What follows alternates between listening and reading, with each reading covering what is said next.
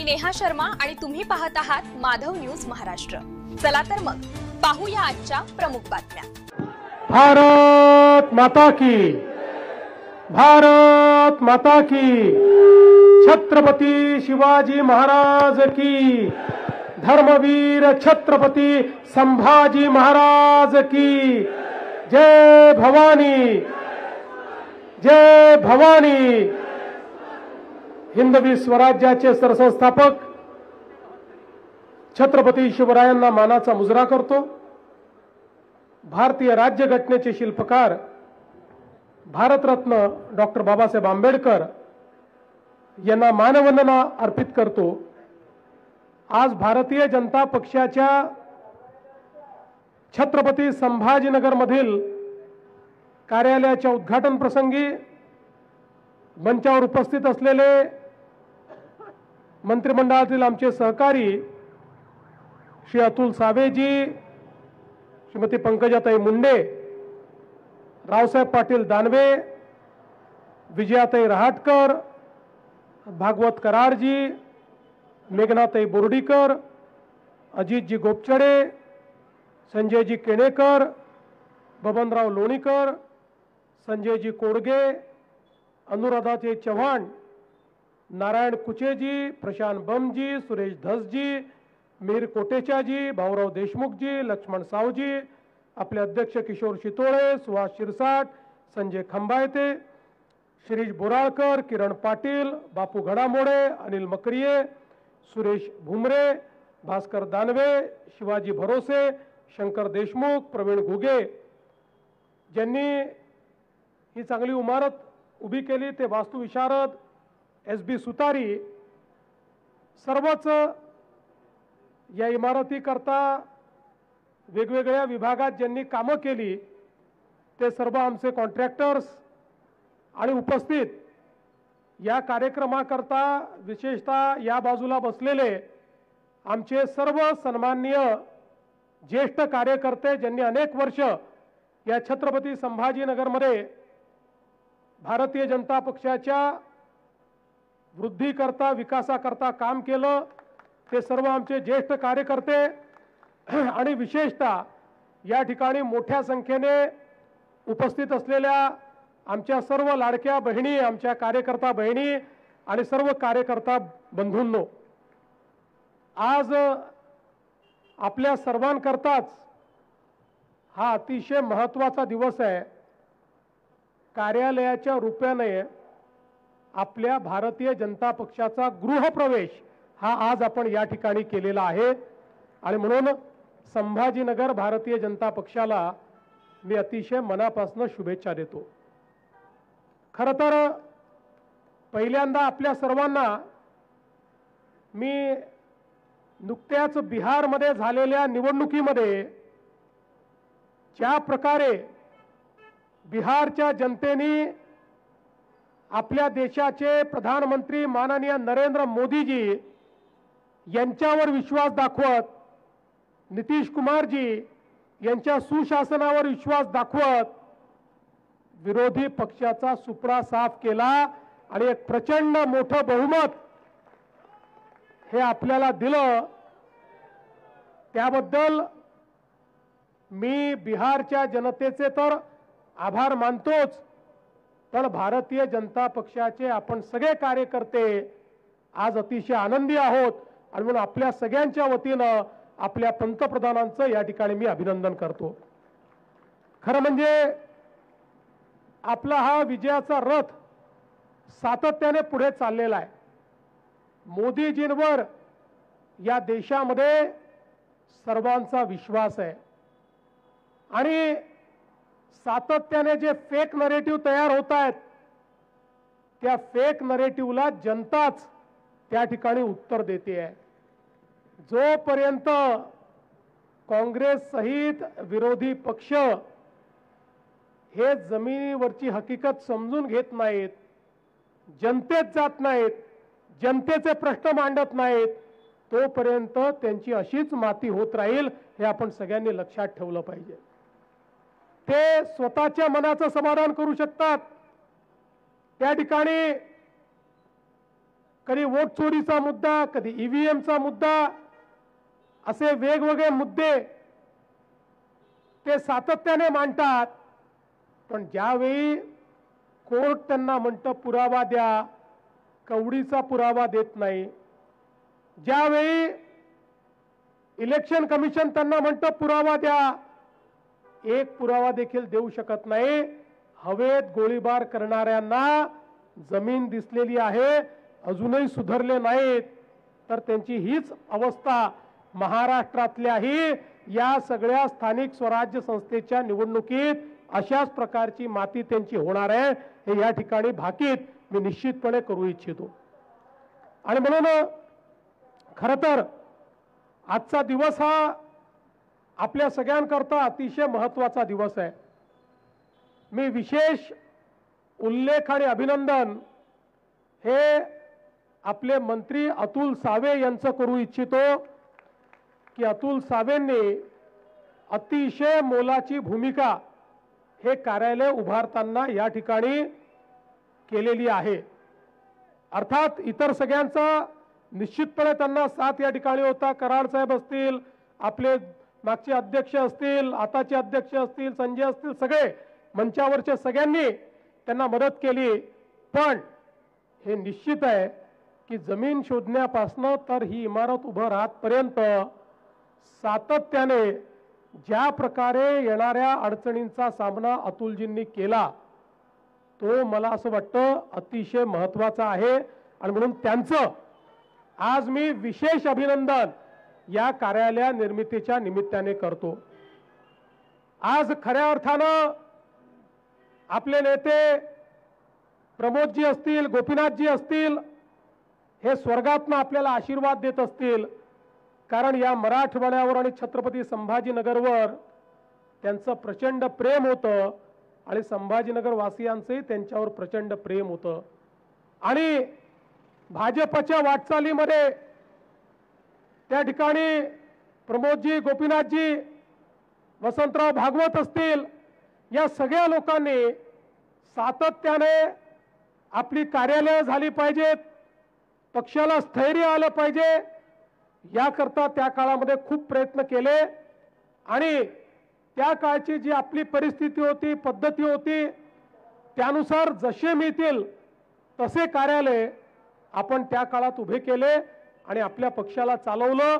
कुठे नाही उभे राहू शकले तर किरायाच्या जागेतनं देखील पक्ष चालवला. पण त्याही वेळी आपल्या सगळ्यांचं स्वप्न होतं की आपली कार्यालय चांगली असली पाहिजेत. आणि ज्यावेळी 2014 साली आपलं सरकार आलं आणि त्यानंतर देशामध्ये माननीय अमितभाई शहा यांनी भाजपची जबाबदारी घेतली, त्यावेळेस आम्हाला अमितभाईंनी बोलवून सांगितलं की आमची इच्छा आहे प्रत्येक जिल्ह्यामध्ये प्रशस्त कार्यालय भाजपचं झालं पाहिजे आणि त्याकरता तुम्ही प्रयत्न सुरू करा. आणि तेव्हापासनं प्रत्येक जिल्ह्यामध्ये जमीन खरेदी करणं, तिथले प्लॅन मंजूर करणं, त्या ठिकाणी कार्यालय उभं करणं, अशा प्रकारचं कार्य आपलं चाललेलं आहे. एक गोष्ट मात्र निश्चितपणे आपण पाहिली, कुठेही सरकारी जमिनी घ्यायच्या नाहीत, कुठेही इल्लीगल बांधकाम करायचं नाही. 100% परवानग्या घेऊनच भाजपचं कार्यालय तयार झालं पाहिजे. आणि म्हणूनच संभाजीनगरमध्ये आमची अपेक्षा अशी होती की जरी शहर आणि जिल्ह्याचं कार्यालय असलं तरी देखील हे विभागाचं कार्यालय देखील असणार आहे. छत्रपती संभाजीनगर हे विभागाचं त्या ठिकाणी प्रमुख स्थान आहे, विभागीय मुख्यालय आहे. आपल्या बैठका विभागाच्या मराठवाड्याच्या इथे होतात. वेळोवेळी मराठवाड्यातल्या कार्यकर्त्यांना छत्रपती संभाजीनगरला यावं लागतं. आणि म्हणून या ठिकाणी आपलं जे कार्यालय आहे ते प्रशस्त असावं.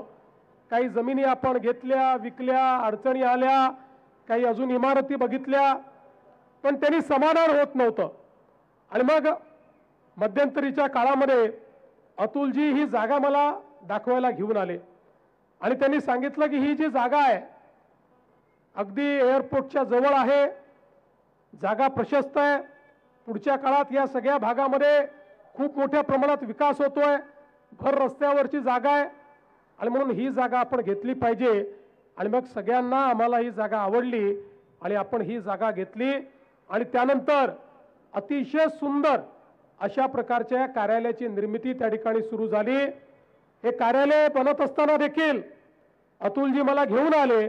त्याही वेळी कार्यालय बघितलं, काही सूचना मी दिल्या, त्या सूचनांचा या ठिकाणी अवलंब झाला आणि आज आपण पाहू शकतो एक असं कार्यालय की ज्यामध्ये वेगवेगळ्या प्रकारे आपलं काम करण्याकरता आपल्या पदाधिकाऱ्यांच्या केबिन्स आहेत, ज्याच्यामध्ये माध्यमांकरता अतिशय सुसज्जित असा हॉल आहेत, 2 मोठे हॉल आहेत. म्हणजे आता छत्रपती संभाजीनगरला प्रदेश कार्यकारिणी करायची असेल तरी देखील या कार्यालयात होऊ शकते, एवढी व्यवस्था या कार्यालयामध्ये आहे. विभागीय बैठकी या ठिकाणी होऊ शकतात, आपली बोर्ड रूम त्या ठिकाणी आहे, सर्व प्रकारच्या बैठकी होऊ शकतात.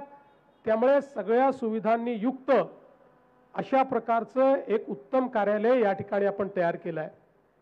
आणि आपल्या सगळ्यांच्या मनामध्ये ही गोष्ट स्पष्ट आहे, कार्यालय ही व्यवस्था आहे, कार्यालय चांगलं आहे याचा आनंद आहे. पण कार्यालयाच्या इन्फ्रास्ट्रक्चरवर पक्षाचं काम डिपेंडंट नसतं, त्याच्यावर अवलंबून नसतं.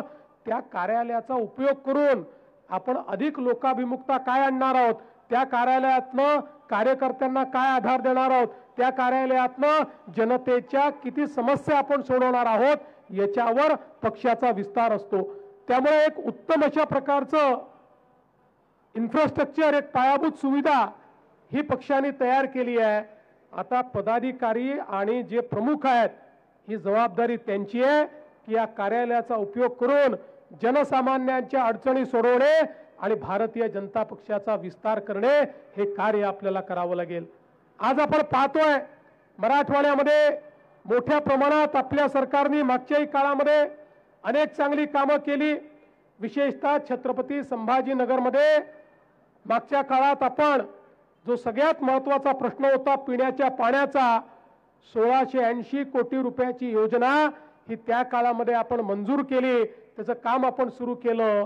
मला कधी कधी आश्चर्य वाटतं की इथले आमचे राष्ट्रवादी म्हणजे शरद पवार, उबाठा आणि काँग्रेसचे लोक हे कशा प्रकारचे लोक आहेत. म्हणजे कधी कधी यांना लाजही वाटत नाही की यांनी आपण मंजूर केलेली योजना, जी योजना मंजूर करत असताना 800 कोटी रुपयाचा भार हा महानगरपालिकेवर येत होता. हे सगळी मंडळी माझ्याकडे आली, मला म्हणाली की 800 कोटी रुपयाचा भार आमची महापालिका सहन करू शकत नाही. आपण एका मिनिटात GR काढला आणि सांगितलं संभाजीनगर महानगरपालिकेचे पैसेही, त्यांचा हिस्साही राज्य सरकार त्या ठिकाणी भरेल, हा निर्णय आपण केला. आणि आता हे जे आंदोलन करणारे लोक आहेत या लोकांचं सरकार आल्याबरोबर पहिला निर्णय यांनी काय केला, तर पहिला निर्णय यांनी केला आपण घेतलेला निर्णय बदलून ते 800 कोटी रुपये संभाजीनगर महानगरपालिकेने भरावे असा निर्णय केला आणि ती योजना पूर्ण थांबवली. 2-2.5 वर्ष यांच्या काळामध्ये ती योजना त्या ठिकाणी अक्षरशः थकीत योजना झाली होती. पुन्हा आपलं सरकार आल्यानंतर त्याला आपण पैसे दिले आणि आता ते 800 कोटी रुपये देखील राज्य सरकारच्या वतीनं आपण गॅरंटी घेऊन त्या ठिकाणी कर्ज उभं करून ते 800 कोटी रुपये देखील आपण दिले. त्याचा पहिला टप्पा आपण या ठिकाणी केला आणि येत्या काळामध्ये दुसरा टप्पा पूर्ण झाल्यानंतर छत्रपती संभाजीनगरमध्ये प्रत्येक घरामध्ये मुबलक पाणी येईल. ही भारतीय जनता पार्टीची आणि महायुतीची देण या छत्रपती संभाजीनगरला आहे. आणि म्हणून हे जे लोक वेगवेगळ्या प्रकारची आंदोलन करतात यांच्यासारखे खोटारडे लोक नाहीत. आता महानगरपालिकेच्या निवडणुकीत यांचा बुरखा फाडून यांना त्यांची जागा दाखवण्याची वेळ या ठिकाणी आलेली आहे. आज बघा आपल्या महायुतीच्या सरकारने ऑरिक सिटी DMIC आपण तयार केला. त्याच्या माध्यमातून छत्रपती संभाजीनगर आज एक इंडस्ट्रियल मॅग्नेट तयार झालाय. इतक्या मोठ्या प्रमाणात वेगवेगळ्या प्रकारच्या इंडस्ट्री या त्या ठिकाणी आलेल्या आहेत. त्या माध्यमातून इतक्या मोठ्या प्रमाणात गुंतवणूक त्या ठिकाणी येते. किर्लोस्कर टोयोटा असेल, JSW असेल, एथर एनर्जी असेल, कॉस्मो पिरामल असेल, लुब्रिझॉल असेल, हजारो कोटी रुपयाची गुंतवणूक तर आलीच, पण त्यासोबत हजारो हातांना काम देखील याच संभाजीनगरच्या भूमिपुत्रांना देण्याचं काम हे आपल्या सरकारच्या माध्यमातून या ठिकाणी होत आहे. आणि आता तर देशाचं ईव्ही कॅपिटल हळूहळू म्हणजे इलेक्ट्रिक व्हेकलचं कॅपिटल हे छत्रपती संभाजीनगर होत आहे. याचा अभिमान आपल्या सगळ्यांना या ठिकाणी आहे. आणि म्हणूनच इतक्या मोठ्या प्रमाणात ही वेगवेगळी कामं आपण केली. समृद्धी महामार्गामुळे आज या संभाजीनगरचं चित्र बदलतंय. या एअरपोर्टला 740 कोटी रुपये लँड एक्विजिशनला देऊन देशातलं एक प्रमुख इंटरनॅशनल एअरपोर्ट म्हणून या एअरपोर्टला आपण त्या ठिकाणी मोठ्या प्रमाणात काम करतो. मनमाड छत्रपती संभाजीनगर मार्ग असेल किंवा या ठिकाणचे वेगवेगळे मराठवाड्यातले सिंचनाचे प्रश्न असतील, नदीजोड प्रकल्पातून मराठवाड्याला दुष्काळ मुक्त करण्याचा प्रयत्न असेल, ही प्रत्येक गोष्ट या ठिकाणी आपल्या सरकारच्या माध्यमातून झालेली आहे. आणि यावेळी तर आमच्या शेतकऱ्यांवर अभूतपूर्व अशा प्रकारचा त्या ठिकाणी संकट आल्यानंतर राज्य सरकार त्या संकटामध्ये शेतकऱ्याच्या पाठीशी उभी राहिली. आणि आपण NDRFचे तर पैसे दिलेच, पण हेक्टरी 10,000 रुपये पुन्हा वरचे आपण त्या ठिकाणी शेतकऱ्यांना दिले. आणि आता आपले पैसे शेतकऱ्यांच्या खात्यामध्ये देखील त्या ठिकाणी जवळपास 70% पैसे पोहोचलेत. आणि पुढच्या 3-4 दिवसात 100% शेतकऱ्यांच्या खात्यात त्या ठिकाणी पैसे पोहोचतील.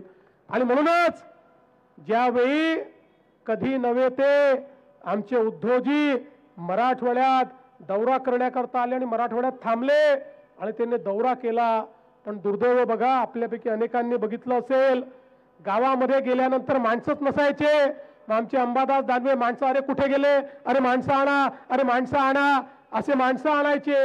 याचं कारण लोकांचा तुमच्यावर विश्वास नाही. लोकांना माहिती आहे आपत्तीमध्येही भारतीय जनता पार्टी आणि महायुतीच त्यांच्या पाठीशी उभी राहणार आहे. आणि म्हणून मी तुम्हाला एवढीच विनंती करण्याकरता आलो आहे की आता या कार्यालयाचं उद्घाटन झालेलं आहे. स्थानिक स्वराज्य संस्थेच्या निवडणुका चाललेल्या आहेत. आता नगरपालिकेच्या निवडणुका आहेत, मग जिल्हा परिषदेच्या आहेत, मग महानगरपालिकेच्या आहेत. या सगळ्या निवडणुकांमध्ये आपल्याला प्रचंड विजय मिळवायचा आहे. मगाशी अध्यक्ष म्हणाले, मी अध्यक्षांना एवढंच सांगू इच्छितो, जिथे जिथे शक्य आहे त्या त्या ठिकाणी आपल्याला महायुती करायची आहे. जिथे शक्य नाही तिथे आपण करू शकणार नाही. पण एवढं मात्र लक्षात ठेवायचं आहे की एखाद्या ठिकाणी आपली महायुती जरी झाली नाही तरी आपल्या समोर लढणारे पक्ष आपले मित्र पक्ष आहेत. ते आपले शत्रू नाही आहेत, विरोधकही नाही आहेत, ते आपले मित्र पक्ष आहेत. हे आपण लक्षात ठेवूनच या ठिकाणी ही लढाई करायची आहे.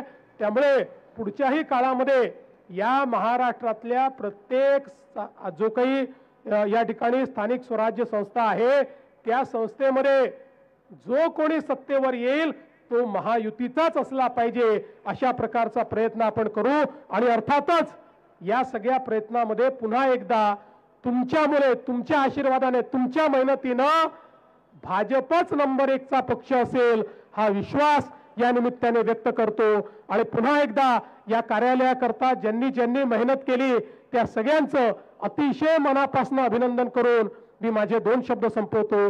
धन्यवाद. जय हिंद, जय महाराष्ट्र. इतकंच. अशा आणखी महत्त्वाच्या बातम्या पाहण्यासाठी आमच्यासोबत जोडलेले रहा. आमचा व्हिडिओ लाईक, शेअर आणि चॅनल सबस्क्राईब करायला विसरू नका. धन्यवाद.